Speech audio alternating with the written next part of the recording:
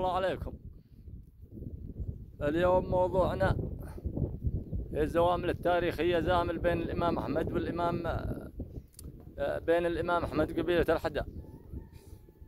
في مرة طلب منهم يفزعوا معاه في مهمة، ونفذوا المهمة على أتم وجه، وعادوا بالنصر إلى صنعاء، وكانت لعودتهم قجة ورجة وزوامل والبرع.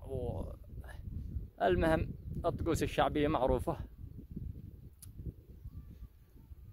قاموا انزعجوا أهل صنعاء، قدموا شكوى للإمام،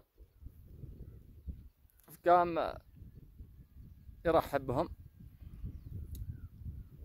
وذكر الإزعاج بالزامل.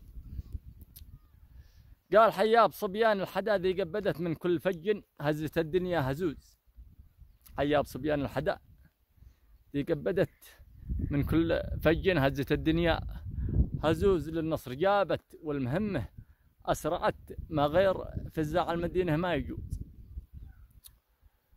طبعا الزامل أزعج أهل الحدأ، جوبوا. قال: قولوا المولانا يجوب ثانية على الحدأ ذي شارة أحمال الحجوز، ولا يفرط بالقعاش الغالية مثل أهل صنعاء يشتكوا مثل العجوز. هذا علمنا.